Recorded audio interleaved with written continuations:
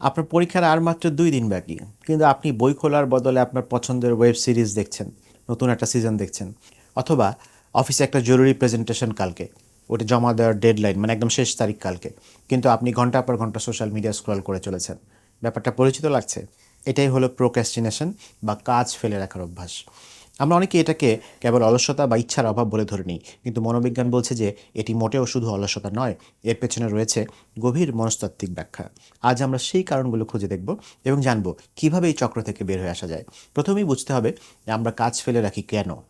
এর সবচেয়ে বড় কারণগুলোর একটি হলো ব্যর্থতার ভয় বা ফিয়ার অফ ফেলিওর। আমরা অনেক সময়ই কোনো কাজ শুরু করতে ভয় পাই, কারণ আমাদের কাছে মনে হয় যে আমরা হয়তো বা কাজটা ভালোভাবে করতে পারবো না। আমরা হয়তো অনেকে ব্যর্থ হব এরকম ভাবি। এই ব্যর্থতার লজ্জা বা কষ্ট এড়ানোর জন্য আমাদের মস্তিষ্ক একটা সহজ উপায় বের করে: কাজটা শুরুই না করা। উদাহরণস্বরূপ, ধরেন যে আপনি একটা নতুন স্কিল শিখতে চান। হতে পারে সেটা গিটার বাজানো, নতুন কোনো সফটওয়্যার বা কোনো কিছু। আপনি কোর্স কিনে রেখেছেন, গিটারও কিনে এনেছেন, কিন্তু শুরু করছেন না। কারণ আপনার অবচেতন মন আপনাকে বলছে, যদি তুমি ভালো বাজাতে না পারো, সবাই যদি তোমাকে নিয়ে হাসাহাসি করে, এই ভয়টা আপনাকে থামিয়ে রাখছে। একটু ভেবে দেখেন তো, এমন কোনো কাজ কি আপনার জীবনেও পড়ে আছে, যা আপনি শুধু ভালো করতে পারবো না, কি একটা হবে, কি না জানি হবে, সেটা হতে পারে পরীক্ষার কোনো থিসিস বা থিসিসের কোনো বিষয় বা কিছু, এই ভয় আপনি শুরুই করছেন না।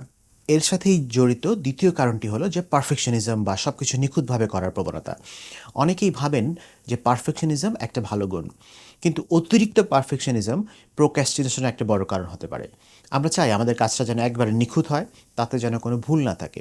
কিন্তু এই নিখুঁত করার চাপ এতটাই বেশি হয়ে যায় যে তা আমাদেরকে পঙ্গু করে দেয়। আমরা ভাবি, যদি এটা 100 ভাগ সঠিক না হয় তাহলে এটা করারই দরকার নেই। আপনাকে হয়তো বা অফিসের জন্য মনে করেন একটা গুরুত্বপূর্ণ ইমেল লিখতে হবে। আপনি ল্যাপটপ খুলে বসে আছেন, কিন্তু একটি শব্দ টাইপ করতে পারছেন না। কারণ আপনি ভাবছেন শুরুটা কিভাবে করলে সেটা সবচেয়ে ভালো শোনাবে, কোন শব্দটা ব্যবহার করলে তার নিখুঁত হবে, কিভাবে লিখলে বস রাগ করবে না বা অন্য এন্ডের মানুষজন অন্য কোনোভাবে নিবে না। এই নিখুঁত করার চাপে আপনার আসল কাজটাই আর আগাচ্ছে না। আপনার কি কখনো এমন হয়েছে যে একটা ছোট কাজ শুরু করার আগে আপনি সেটাকে কিভাবে পারফেক্ট করা যায় এটা ভাবতে ভাবতে ঘন্টা বা ঘন্টা পার করে দিয়েছেন, কিন্তু কাজ শুরু হয়নি? একটু ভেবে দেখেন। তৃতীয় এবং খুব গুরুত্বপূর্ণ একটি কারণ হচ্ছে যে তাৎক্ষণিক আনন্দের অভাব। আমাদের মস্তিষ্ক কি করে জানেন? সবসময় তাৎক্ষণিক পুরস্কার বা ইমিডিয়েট একটা গ্র্যাটিফিকেশন পছন্দ করে। যখন আমরা কোনো কঠিন বা বিরক্তিকর কাজ করি, যেমন ধরেন যে পড়ালেখা করা বা ব্যায়াম করা, এটা অনেক সময়, তখন অনেক সময় আমরা তার ফল সাথে সাথে পাই না, কিন্তু সেটা সুফল পেতে সময় লাগে। অন্যদিকে ফোন ঘাঁটা, ভিডিও দেখা, বন্ধুদের সাথে আড্ডা দেওয়া, এগুলো আমরা তাৎক্ষণিক একটা আনন্দ পাই, মস্তিষ্কের ডোপামিন নিঃসৃত হয়। ফলে দেখা যায় যে আমাদের সামনে দুটো অপশন থাকে: একটি কঠিন কাজ যার ফল পরে পাওয়া যাবে, আর একটি সহজ কাজ যার আনন্দ এখনই পাওয়া যাবে। আমাদের মস্তিষ্ক স্বাভাবিকভাবেই সহজ কাজটাকেই আগে বেছে নেয়। এবং সহজ এক্সাম্পল, আপনার সামনে পড়ার টেবিল আর আপনার ফোন। মনে করেন আপনি জানেন যে পড়াটা জরুরি, কিন্তু ফোনটা হাতে নিলেই আপনি তাৎক্ষণিক আনন্দ পাচ্ছেন। মস্তিষ্ক তখন আপনাকে সিগন্যাল দেয় যে পড়াটা তো পরেও পড়া যাবে, আগে এই ভিডিওটা দেখো, আগে এই ভিডিওটা দেখে নিই। এরকম শেষবার কখন আপনি একটা জরুরি কিন্তু বোরিং কাজ ফেলে রেখে এমন কিছু করেছেন যে আপনাকে তাৎক্ষণিক আনন্দ দিয়েছে? মনে করে দেখেন তো, চক্রটা বুঝতে পারছেন কিনা। আরেকটা কারণ হলো যে কাজটা যখন খুব বড় বা জটিল মনে হয়, আমরা তখন ঘাবড়ে যাই, ওভারওয়েলম ফিল করি, এবং আমরা আসলে একটা নেগেটিভ ইমোশনকে এটার সাথে জড়িয়ে ফেলি। এটা খুব কঠিন কাজ, এটা আমার দ্বারা হবে না, ভয়ঙ্কর কাজ, ওরে বাবারে বাবা। এই অ্যাংজাইটি হতে পারে, ফিয়ার হতে পারে, এগুলো এই কাজের সাথে যখন যুক্ত করে দেই, তখন ওই কাজটা দিনের পর দিন আমরা ফেলে রাখি। এই কোনো প্রজেক্ট বা কাজকে অনেক বড় বা কঠিন মনে হলে তখন আমরা বুঝতেই পারি না যে এটা কোথা থেকে শুরু করব, এটাও একটা ঝামেলা। এই বিশালতা দেখে আমাদের মস্তিষ্ক সহজ উপায় হিসেবে তার থেকে ফেলে রাখি। মনে করেন আপনাকে পুরো ঘরটা পরিষ্কার করতে হবে, এক্সাম্পল, চারিদিকে এত অগোছালো যে আপনি দেখে হতাশ হয়ে গেলেন, ভাবলেন যে এত কাজ থাক, আজকে আর না, কালকে করি, ব্যাস কাজটা ফেলেই রাখলেন। আপনার লিস্টে কি এমন কোনো বড় কাজ আছে যেটা শুধু অনেক বড়, এই কারণে আপনি শুরুই করতে পারছেন না? তাহলে এই চক্র থেকে বের হওয়ার উপায়টা কি? মনোবিজ্ঞানী আমাদের কিছু সহজ উপায় বাতলে দেয়। এক নম্বর হচ্ছে 5 মিনিটস রুল। 5 মিনিটের নিয়ম ফিক্স করেন। নিজেকে বলেন আপনি কাজটা মাত্র 5 মিনিটের জন্য করবেন। যদি আপনার পড়তে বসতে ইচ্ছা না করে, নিজেকে বলুন যে আমি শুধু 5 মিনিট পড়বো। যদি ঘর গোছাতে ইচ্ছা না করে, শুধু 5 মিনিট টেবিলটা গোছাবো।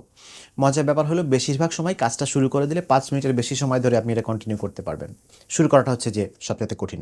2 নম্বর হচ্ছে যে কাজকে ছোট ছোট ভাগে ভাগ করে ফেলেন। যে কাজটা দেখে আপনি ঘাবড়ে যাচ্ছিলেন, যেমন পুরো ঘর পরিষ্কার করা, সেটাকে ছোট ছোট ধাপে ভাগ করুন। যেমন ধাপ নাম্বার 1, শুধুমাত্র বিছানা গোছাবো। ধাপ নাম্বার 2, শুধুমাত্র ময়লাগুলো ফেলবো। ধাপ নাম্বার 3, শুধুমাত্র টেবিল গোছাবো। এইভাবে করে যখন ভাগ করবেন তখন দেখবেন যে কাজগুলো ছোট ছোট হয়ে যাচ্ছে। তখন সেই ছোট ছোট কাজগুলো আপনাকে সাহস যোগাচ্ছে। তখন সেগুলোকে আর অতটা কঠিন মনে হচ্ছে না। যে কাজটা আপনার কাছে এখন পাহাড় সমান মনে হচ্ছে, সেটাকে এখনই কি 3টা ছোট ছোট ভাগে বা 5টা ছোট ছোট ভাগে ভাগ করে ফেলা সম্ভব কিনা একটু চেষ্টা করে দেখেন, হয়ে যাবে।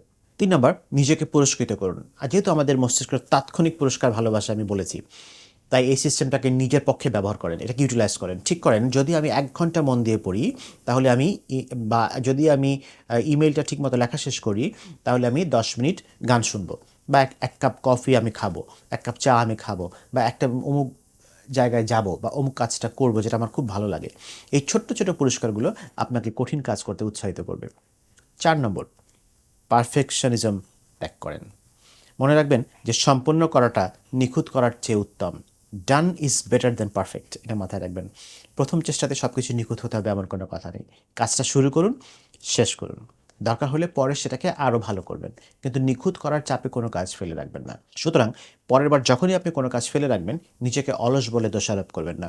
একটু থামুন, ভাবুন, আপনি কি ব্যর্থ হতে ভয় পাচ্ছেন, নাকি এটাকে নিখুঁত করতে চাইছেন, নাকি কাজটা খুব বড় মনে হচ্ছে? আসলে ঘটনাটা কি? যখন আপনি পেছনের আসল কারণটা ধরতে পারবেন, তখন আপনি সঠিক সমাধানটা প্রয়োগ করতে পারবেন। প্রোক্রাস্টিনেশন আসলে আপনার চরিত্রের কোনো ত্রুটি না আসলে। এটা কেবল আমাদের মস্তিষ্কের একটা প্রতিরক্ষা ব্যবস্থা। আর এখন আপনি জানেন যে কিভাবে এই ব্যবস্থাকে হ্যাক করতে হয়। এই টিপসগুলো একটু অ্যাপ্লাই করবেন, প্রোক্রাস্টিনেশন থেকে বের হয়ে আসতে পারবেন আশা করছি। ভালো থাকবেন, শুভকামনা সবসময়।